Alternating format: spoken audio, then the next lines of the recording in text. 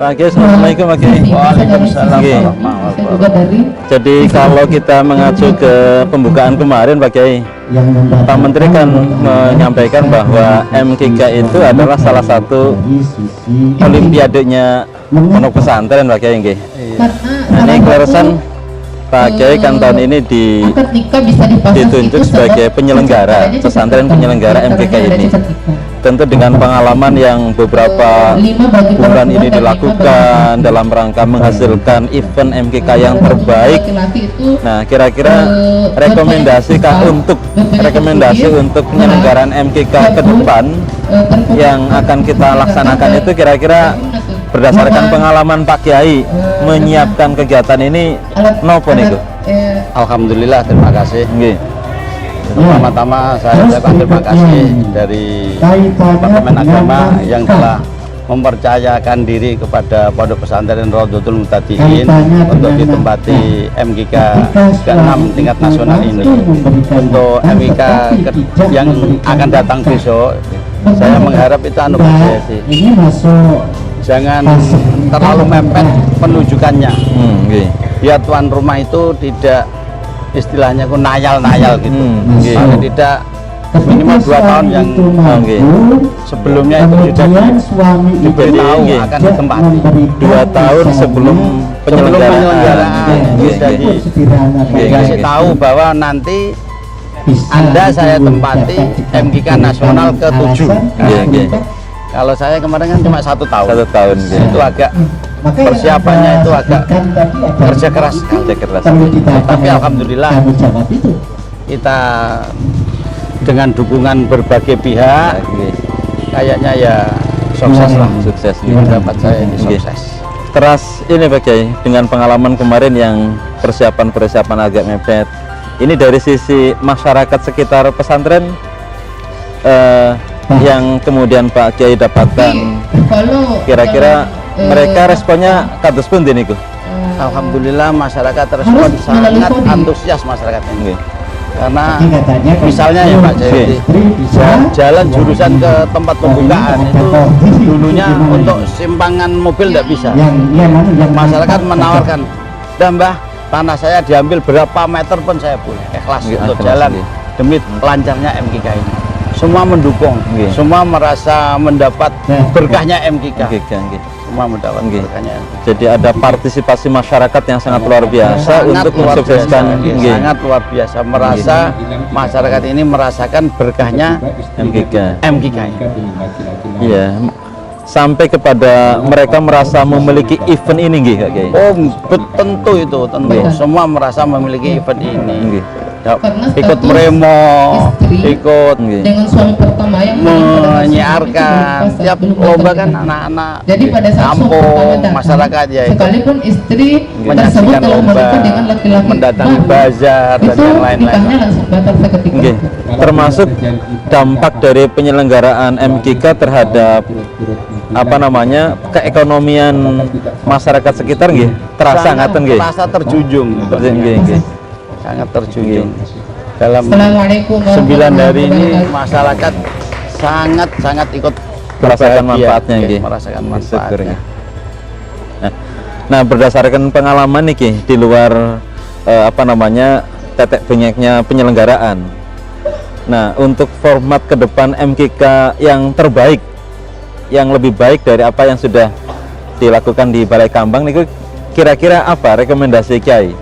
Ya tadi satu waktu ketentuan tuan rumah itu minimal 2 tahun. 2 tahun. Biar yang ditempati bisa benar-benar untuk nanti kedatangan tamu itu persiapannya sangat bagus. Satu. Yang kedua, penyelenggaraan MKK kayak gini ini jangan dilaksanakan pada waktu hujan.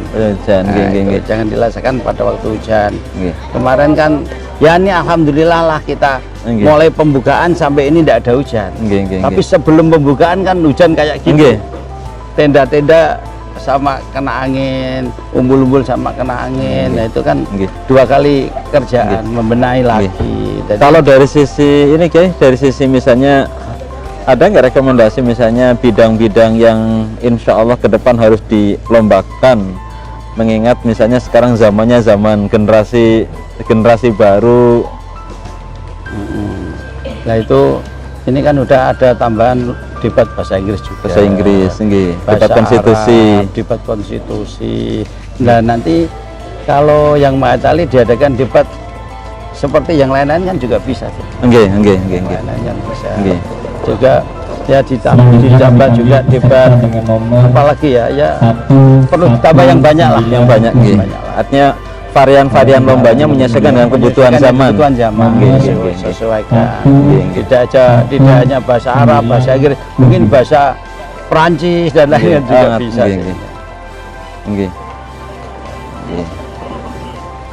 Saya kira ke depan nanti beberapa yang tadi sudah disampaikan Pak Kiai kan di penghujung MKK ini ada kegiatan sarasehan Pak Kiai. Ya, ada. Jadi sarasehan itu untuk merumuskan kira-kira model kelembagaan MKK ke depan akan seperti apa.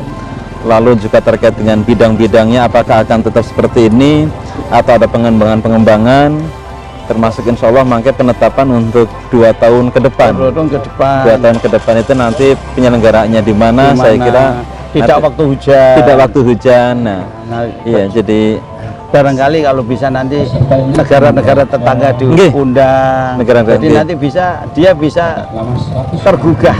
Betul, oh, di negara saya tak menyelenggarakan kayak gini. Tidak hanya nasional tapi nanti bisa Asia, bisa internasional. Iya, MTQ gitu loh. Ini kita sudah ngundang ini kayak ngundang beberapa negara dari Asia Tenggara, terutama di anggota Mabim yang menteri-menteri agama di Malaysia, kemudian di Brunei, di Singapura, kemudian di Filipina dan di Timor Leste itu. Kita sudah undang dengan mereka, dan mudah-mudahan dengan MKK ini kita tidak hanya mengenalkan Indonesia tapi juga bisa sampai dunia lah. Sampai dunia. Seperti MTQ gitu. Sampai mendunia. Dengan gagasan dari Indonesia. Hari ini kan sampun Kiai. Kalau di perguruan tinggi kan wonten mahasiswa internasional nggih. Gitu. Nah, di pesantren ini wonten mahasiswa internasional. Mahasiswa internasional. Maka kemudian dengan MKK ini juga salah satu cara untuk mengenalkan kepada publik global bahwa ada tradisi akademik yang luar biasa di pesantren, dan kita pondok pesantren insya Allah siap nggih? Siap tangga menjadi pondok pesantren itu selalu siap. Pondok pesantren itu selalu diajarkan semua harus siap nggih. Apapun harus siap nggih. Pondok pesantren termasuk siap untuk menjadi tujuan pendidikan bagi santri-santri internasional nggih. Iya toh, kan harus siap. Pokoknya pondok pesantren itu kalau sudah punya tujuan diserahkan pada Allah. Idza azamta fatawakkal 'ala Allah. Itu aja. Enggak dihitung dulu. Nggih. Bismillah kita tawakal nggih. Ini pondok pesantren. Cuma kita memang tadi Pak sudah saya katakan, saran saya itu eman sekali kalau yang punya keahlian baca kitab seperti ini. Nanti tuh kalau mau kuliah saya sarankan dan saya haruskan untuk santri saya itu memang ke Mahatali. Tidak ke perguruan tinggi lain, tidak ke perguruan tinggi yang lain. Bagi-bagilah. Yang ahlinya kitab Mahatali, yang ahlinya ekonomi ke fakultas ekonomi, yang ahlinya kesehatan ke fakultas kedokteran, yang ahlinya kitab ke matematika misalnya kan ngalor sama ngidul. Nggak ketemu nggih. Tidak ketemu. Keahliannya apa itulah jalurkan biar linear gitu. Itu saran saya kepada anak-anak santri saya.